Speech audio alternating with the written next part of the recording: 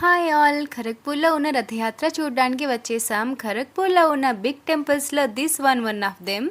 Entrance చాలా బాగా decorate చేశారు. ఆ లైటింగ్ చూస్తుంటే గోల్డెన్ కలర్‌లో మెరిసిపోతుంది కదా!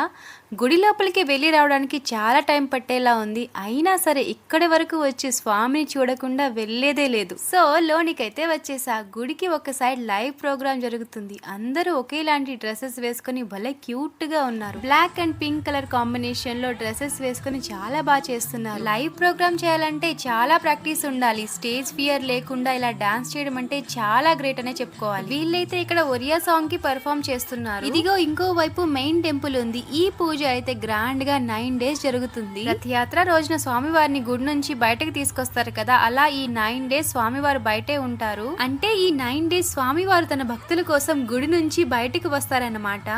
వరల్డ్ లోనే బిగ్గెస్ట్ ఫెస్టివల్ పూరి జగన్నాథ రథయాత్ర. ఇదిగో ఇక్కడే స్వామివారిని ఉంచారు. అన్ని టెంపుల్స్ లోనూ భార్యాభర్తలే దేవుళ్ళుగా ఉంటారు కదా, ఒక్క జగన్నాథ స్వామి టెంపుల్ లోనే స్వామి తన అన్నయ్య చెల్లితో ఉంటారు. నేను ఎప్పుడు జగన్నాథ స్వామిని చూసినా ఒక సిరీన్ ఎనర్జీ వస్తుంది. ఇంతమంది జనాలతో పాటు వెళ్లి నేను కూడా బొట్టు పెట్టించుకుని తీర్థం తీసుకున్నాను. So happy for that. మీలో ఎంత మంది పూరి జగన్నాథ స్వామి టెంపుల్ కి వెళ్లారు?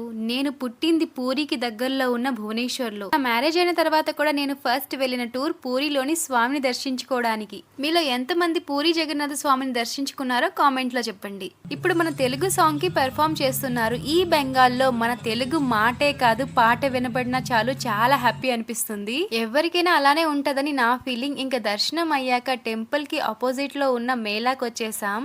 ఇక్కడ మార్నింగే ఫుల్ గా రెయిన్ పడింది. సో చాలా బురదగా ఉంది ఏరియా మొత్తం. గుడిలో ఎంత జనాలు ఉన్నారు, దానికి మించి ఈ మేళాలో ఉన్నారు. ఈ రష్ ని చూస్తుంటే హ్యూమిడిటీ ఎక్కువైపోతుంది. కానీ మా దర్శ్ బాబు కోసమే తిరుగుతున్నాం.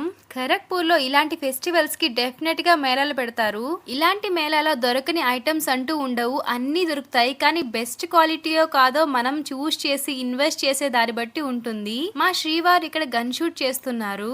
6 గోళీలు 20 రూపాయలంట. 100 ఇచ్చి 80 రిటర్న్ ఇమ్మంటే చేంజ్ లేదు అంటున్నారు. ఇంకో 6 గోళీలు కొడితే 60 రూపీస్ ఉంది ఇచ్చేస్తాను అంటున్నారు. ఇది కూడా బిజినెస్ ట్రిక్ అని అర్థమైంది. ఇంకా 6 గోళీస్ కూడా కొట్టి సైలెంట్ గా అక్కడ నుంచి అయితే వెళ్ళిపోయాం. కానీ అందరూ అయితే ఇలా చేయరు.